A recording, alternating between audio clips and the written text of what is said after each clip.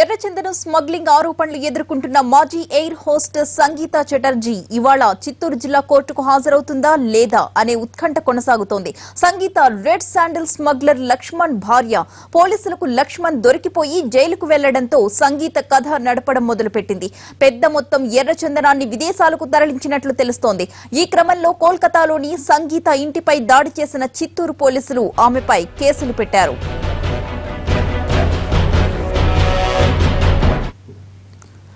Lady smuggler సంగీత కోర్టుకు హాజరు కావడానికి సంబంధించిన పూర్తి అప్డేట్స్ మా ప్రతినిధి దామోదర్ లైవ్ లో అందిస్తారు. దామోదర్, చెప్పండి, సంగీత ఈ రోజుకు కోర్టుకు హాజరవుతుందా లేదా?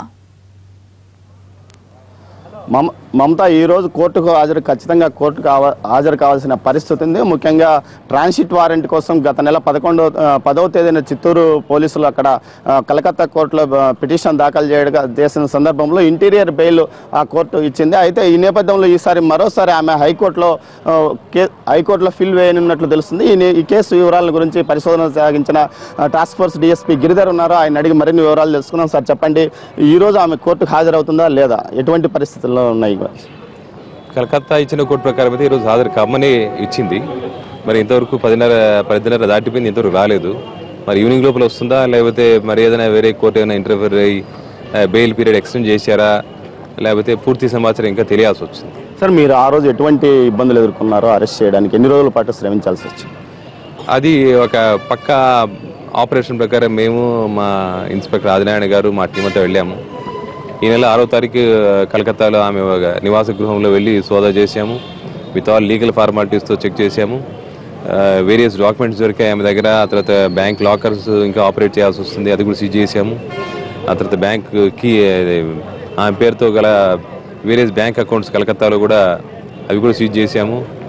ఆమె ఇల్గొట్టిన మనీతో కొన్ని ఆస్తులు కూడా తీసుకుందామే. 2-3 పెలేషియల్ ఫ్లాట్స్ కూడా ఆమె పేరుతో ఉన్నాయి. దీని మీద పూర్తిగా దర్యాప్తు చేసే అవసరం అయితే ఉంది. కలకత్తా కోర్టులో ఎటువంటి ఇబ్బందులు ఎదుర్కొన్నారు అక్కడ న్యాయవాదుల నుంచి? కలకత్తా కోర్టు అంటే అక్కడ ప్రొడ్యూస్ చేసిన వెంటనే ఆమె తరఫున దాదాపు ఒక కోర్ట్ హాల్ మొత్తం కూడా వాళ్ళ అడ్వకేట్సే, దాదాపు 20-25 పై మందిగా వాళ్ళు ఆమె తరఫున వాదించుంటారు.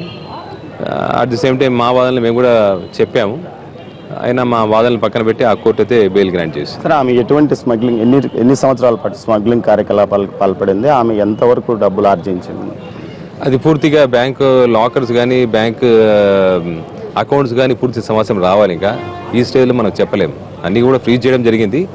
ఫర్దర్ డ్యూరింగ్ ఇన్వెస్టిగేషన్ పూర్తిగా సమాచారం వస్తుంది. సుమారు 10 కోట్ల మేర ఆమె పేర ఆస్తులు ఉన్నట్లు తెలుస్తుంది. మరోవైపు 25 కోట్ల మేర ఆస్తులను ఆమె డబ్బులను ట్రాన్స్పరెన్సీ ద్వారా నడిపినట్టు తెలుస్తుంది. మొత్తం మీద ఈ కేసులో ఆమె కోసం సాయంత్రం వరకు పోలీసులు ఈ కోర్టు ఆవరణలో ఎదురు చూస్తామని చెప్తున్నారు. అయితే ఆమె హైకోర్టు ద్వారా మరోసారి బెయిల్ ఉత్తర్వును పొడిగించుకునే అవకాశం ఉందని కూడా పోలీసులు భావిస్తున్నారు. ఇది ఇక్కడ తాజా పరిస్థితి. Over to studio.